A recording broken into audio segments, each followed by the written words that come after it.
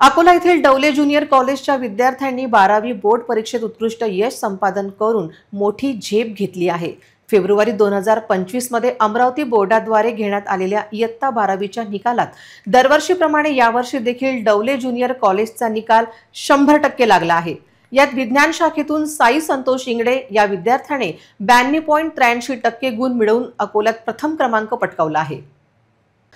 अकोल्याच्या डवले ज्युनियर कॉलेजच्या विद्यार्थ्यांनी 12वीच्या परीक्षेत दरवर्षीच्या उत्कृष्ट निकालांची परंपरा यावर्षीही कायम राखली आहे। यावर्षी झालेल्या 12वीच्या परीक्षेत मुलींमध्ये रिया खारोडे हिने 91.50% गुण मिळवून दुसरा क्रमांक पटकावला आहे, तर समृद्धी देशपांडे हिने 90.83%, वाणिज्य शाखा आणि कुमारी रिया कस्तुरे हिने 90.50%, कुमारी अंजली जोगी हिने 90.17%, हृदय बाचुका याला 90%, कुमारी वैष्णवी हुरबडे हिला 89.67% यांनीही उत्तम यश मिळवले आहेत। यासोबतच किशन तिवारी 89.33%, कुमारी श्रुती कोलते 88.50%,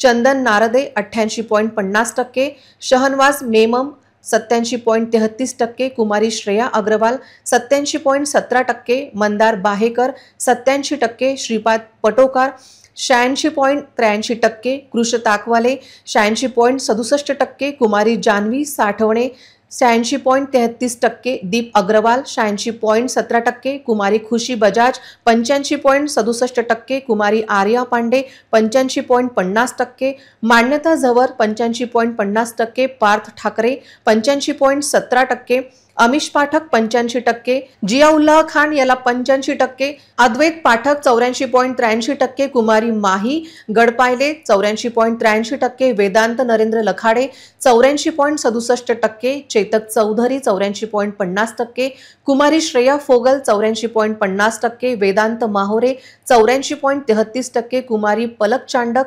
84%, कुमारी आर्या जैन 83.67%, कुमारी ज्ञानेश्वरी मारशेठवार 83.57%,